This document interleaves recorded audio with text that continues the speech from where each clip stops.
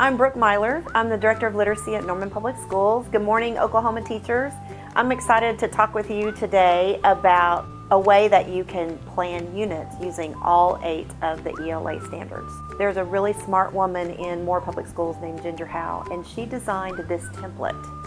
So take a look at that. It looks like a bunch of blank boxes, but if you look really carefully, you can see in the middle that there's a place to put your theme or essential question, which is a great way to plan a series of units or maybe a whole 9 weeks or just a couple of weeks or even just a week, but just to say, what is our guiding principle here? Is it a theme like we're going to explore courage, or is it an essential question that we're going to answer with everything we read and everything we write, like what is the nature of courage? So you could either do it thematically or with an essential question, whatever you're most comfortable with, but that goes right in the middle. Then you can see above that, you're going to list all the things that you're going to read. So that might be a longer work, it might be a novel, a play, it might be a series of short stories, you're going to have some poems in there, you're going to have some nonfiction, but whatever you're going to have the students read, you list that in that section where it says reading. Underneath the essential question, there's an area for writing. These are the products that my students are going to do. Maybe you do quick writes every day. You could put a quick write in there. Maybe you're going to have them write a full-blown essay or a research paper or a series of short narratives. Maybe they're going to keep a dialectical journal in this particular unit. So you just want to put all the products that students are going to write in that section.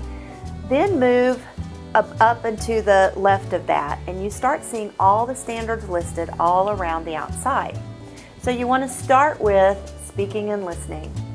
How are you going to get students to talk to one another, listen to one another, and have collaborative conversations? Is there a place in your unit where that's particularly helpful, or it just lends itself naturally? Or is that something that you're going to have to really plan out, that I need to have a discussion here? And when I have that discussion, I'm going to use the fishbowl technique, or I'm going to use Socratic seminar, or they're all going to write level questions and we're going to draw them out of a hat.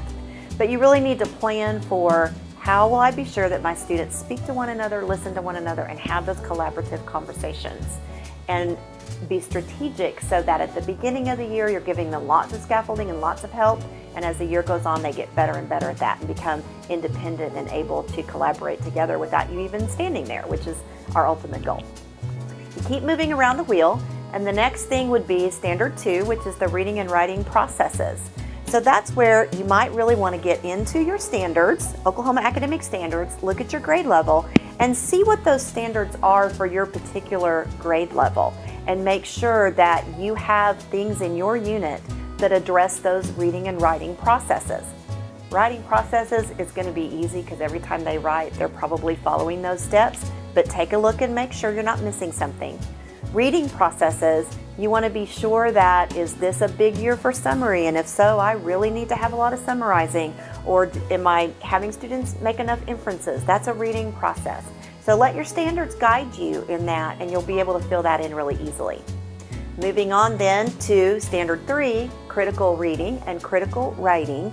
Again, use your standards to help you so that you can see, all right, in this particular section, I'm teaching 7th grade, I really need to focus on character development, and I'm going to focus on that really strategically in this unit or in this lesson. So go ahead and list that there, and just list all those critical reading skills that you're going to do, and then look at the critical writing skills so that you can see, and then how am I going to move all that into their writing and plan for that. As you keep moving around the wheel, the next standard is standard 4, vocabulary. And so you want to think about, how does this unit lend itself to building students' vocabulary? Is the nature of something we're reading, is this a good place to teach some Greek and Latin roots? Are they in this reading? Is this reading have all kinds of graph words or all kinds of MAL words or whatever it is? And can I reinforce that here? Or is this a place where I really want to teach structure? And maybe I want to teach root words and base words and prefixes and suffixes and all of those areas that we need to focus on. Or is this unit one where I'm doing enough technical reading, nonfiction reading, that I just need some straight up vocabulary words that we're going to have to work on in this unit and learn the meaning of? Keep moving around, you get to standard 5, language. And this is where you want to think about the kinds of grammar tasks and grammar skills that you want to either teach for the first time or reinforce, depending on your grade level. So again, you let your standards be your guide. But remember that these standards are new for everyone. So if you teach 5th grade, you can't just look at 4th grade standards and assume they've mastered all that, because we haven't had all that alignment yet. It's going to take us a few years to get there, particularly in grammar, but we need to get started. So let your standards be your guide, and then look very carefully at how does grammar work when we're reading? How can I teach grammar so my students comprehend better, so that they're able to tear sentences apart and really understand what the author is saying because of the structure? And then also, how do I reinforce that in their writing? So if I'm going to study complex sentences in this piece I'm reading, then when they respond to that piece with their own writing, I'm going to demand that they have some complex sentences in their own writing and that they recognize that. That's how we can reinforce grammar in the reading and writing process and make it a really authentic endeavor. Moving on to Standard 6, we get into research. And so you want to think about that when you even start with your essential question is, what areas will my students need to go outside of the text that we're reading? Where will they need to go find information?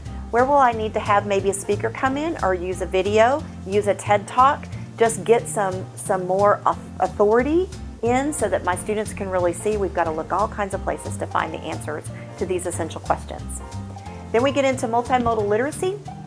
And when we need to think about and plan for how can I get students to express themselves in ways other than just writing, although writing's really important, but what are some other ways we can express ourselves? Can I put film here? Can I put music here? Can I find a way for students to create art projects here? Can they create their own film? All those things, those literacies that we need out in our world. When we're out in the world, we're constantly analyzing. Everything's a piece of text. Everything is a piece of text. So we need to reinforce that in that standard. And some of our state adopted resources do that really well, but we can also just pull from all over the internet to make that happen. And then we finally get to Standard 8, independent reading and writing. And we really have to plan for that within our unit of study. So it may be that if we have our essential question or our theme, then we want to also reinforce that with what the students are reading on their own. Maybe you're doing 10 minutes at the beginning of every class period. Maybe you're ending your class period with independent reading and writing. Maybe you do that 1 day a week.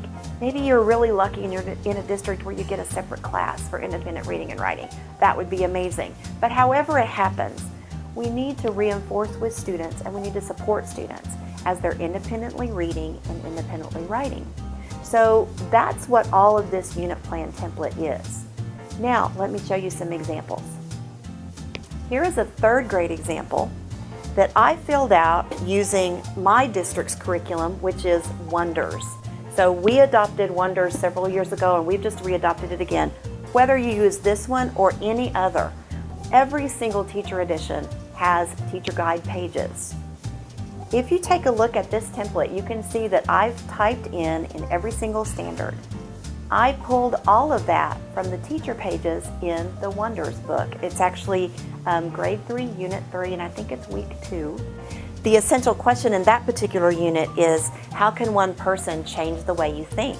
And everything that you read in that unit is about characters, real or imagined, because it's 3rd grade.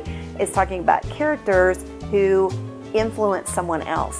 And so you can see that I just pulled some readings to do, because I don't know if you're like me, when we get an adopted text, you can't possibly teach all that. So I pulled the essential question from the curriculum, and then I pulled the pieces I want to read, and then I just kept looking through the teacher's guide for all of these standards. It was so simple. The part that took me the longest was multimodal, and I'll tell you why. The Wonders curriculum doesn't call it multimodal. They call it other things. They call it visualized text, they call it art, they call it all kinds of different things across the unit. So I just had to kind of go through and read that and then dump all that into multimodal literacies.